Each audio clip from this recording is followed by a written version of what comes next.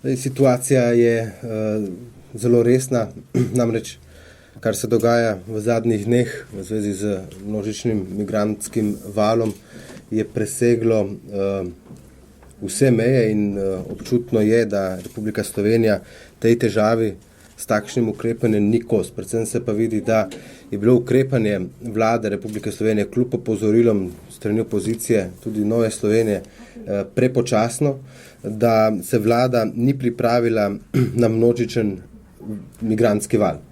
In v Novi Sloveniji sicer to obžalujemo, ampak poudarjamo. Ta trenutek ni čas političnih obračunov in politikanstva.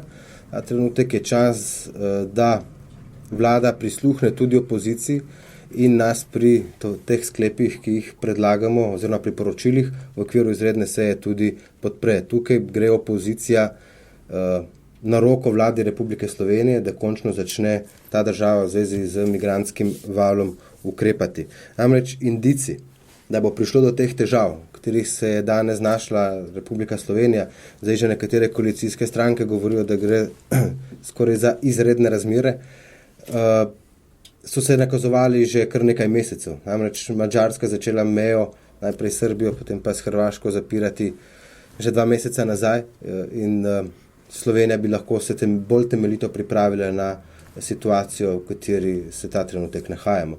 In prav tako ne bo smelo vlado Republike Slovenije presenetiti to, da se bo Avstrija nekega dne, v naslednjih dneh, kar naenkrat odločila, naprimer, zapreti svojo mejo Slovenijo. In tudi Republika Slovenija se mora na to situacijo pripraviti. In zaradi tega so naša priporočila v vidu teh dogodkov naprej zelo dobrodošla. Če navedem ta indic, da lahko Avstrija zapre meje z Republiko Slovenijo oziroma poostri mejni nadzor in s tem tudi prihod migrantov, o tem je včeraj govorila tudi ministrica za notranje zadeve, gospa Györke Žnidar.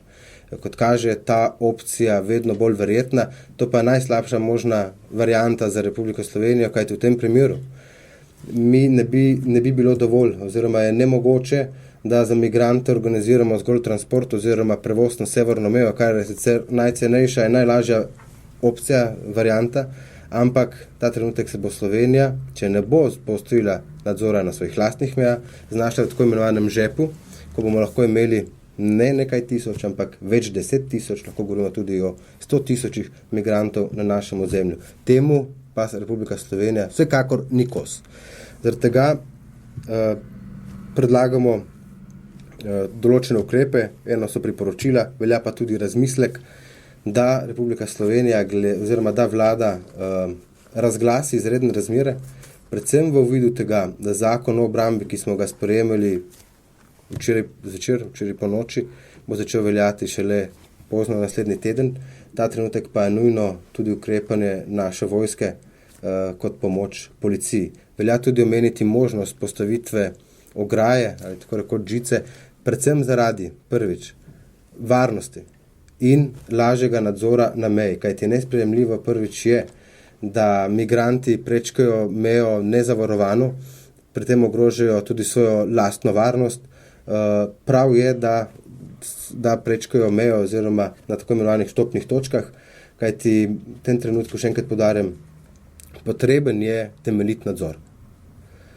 Torej, ograja bi služila kot pomoč varnostnim organom pri nadzoru meje, ne pa kot neko sredstvo zgolj in samo preprečevanja, kar se tudi v medijih večkrat poraja kot vprašanje.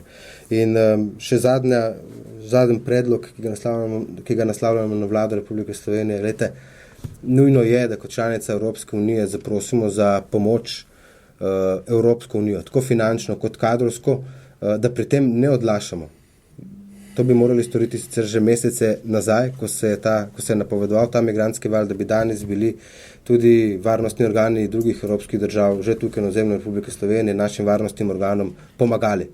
In tukaj je še Višnjegradska skupina, ki je svojo solidarnost z Republiko Slovenije že v prejšnjih mesecih izkazala. Tudi to skupino lahko prosimo, oziroma varnostne organe iz teh držav lahko prosimo za pomoč. Torej, Republika Slovenija je ta trenutek v težki situaciji. Vlada zaenkrat temu ni kos kljub opozorilom. Izredna seja pa namenjena prav temu, da opozicija in koalicija skupaj premaknemo stvari na bolje v smislu boljšega reševanja teh kaotičnih razmer.